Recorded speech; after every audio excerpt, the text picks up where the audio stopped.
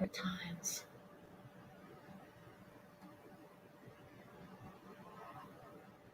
Desperate times perhaps call for desperate measures. On a scale of 1 to 10, they were thinking this might be 3. As a self-taught metaphysician, they believe that, be it digital or analog, real or imagined, the feeling will bring the form. If it was deep enough, true enough to them. Sometimes a cigar is just a cigar. And they had no fucking clue. They already knew what alone felt like, even in a relationship, even in a crowd. But not with Tyrone. Tyrone had maybe gone missing, but they did give a heads up, along with a cryptic piece of advice. Did they do it because they were mic'd, bugged, surveilled? Did they do it because they were high, scared, on the run? Maybe they too were self-harming and keeping it a mystery? All these fucking questions and no Tyrone around to answer them. So they resorted to writing letters that couldn't be sent because they walked by Tyrone's house every day and Tyrone wasn't there. Here is today's letter, how that one went. My dear, I'm trusting, hoping, praying you are on a fan-fucking-tabulous adventure. I haven't seen you or found you for a timeless time. Since we don't have watches or timekeeping devices in this district, and the apps fuck up the time on our phones, I can't rightly say how long you've been gone because I've stopped counting sun rises and sun sets and sleeps.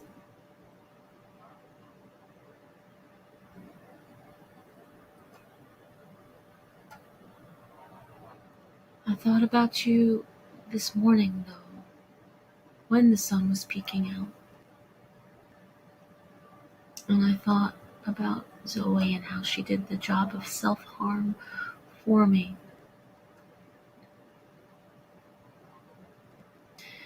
When things were new, Zoe seemed to take the best of care.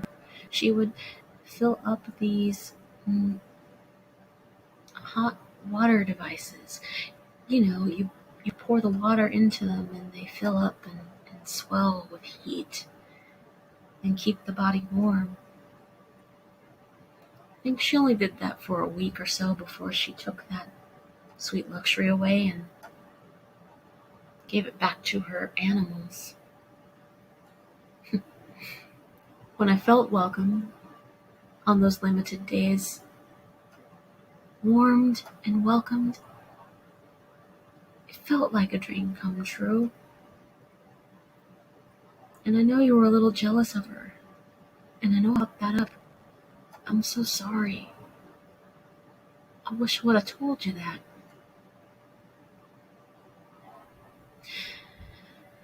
Intuitively, an animal thinks sleep is safe and sacred when they think they're in a cave among their fellow creatures that they love and trust.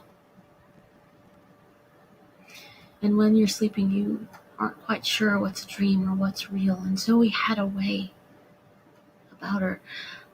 So adept, I even think she did this in her sleep.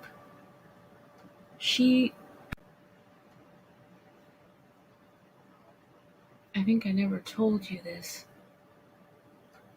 because I didn't have all the information, and I still don't. All I know is that she is a women's healthcare practitioner. She never gave me more details than that. She never let me see where she lived or how she lived. All I knew and all I know is that she's well off, and anything she lets me know is on a need-to-know basis, according to her. So you'd always ask what she did for a living. I could never really. You must have thought she was a spy or something. Gaia knows maybe she is. She's so enmeshed with me. She's taking care of my car payments and my mail. The mailbox that we both share has an expensive tab because she gets a lot of packages there. Everything has a perfect excuse and a reason, a costly reason. The body gets exhausted. You let the other take over after your first no that is upturned. I wish that I could blame myself, but I know my spirit strives harder, and that is all it's trying to do, is strive harder. Gotta say I'm grateful for the breakup, even though she did it in a text. With perfect form, she apologized so politely, said all the right things, and then fucked right off. Good job, Zoe. You're so perfect in the man's eyes. You'll get this prize on Earth until it all turns to detritus, and you realize you haven't done any of the spirit work. And then Gaia save you, because my love never could. Sorry, Tyrone. I think about her lately, even though I tried not to, because the robot, the only type of robot I'm allowed to have, has to have her fucking face on it. We're in no position to fuck or find partners. Right now, everything feels fatal if we even breathe on each other. Why the hell would I take someone into my bed, in my life, and risk death for another partnership that just upended itself too? I really thought I was just going to tell you a little thing with this letter. I really meant to. Here's the little thing. So Zoe, she's a women's healthcare practitioner who knows if her patients are young or old. But I do know she knows the body, physiology. Yes, how to heal it, how to nurture it. Remember, she did that for about our first week, before she pulled everything away. She also really knows how to hurt it.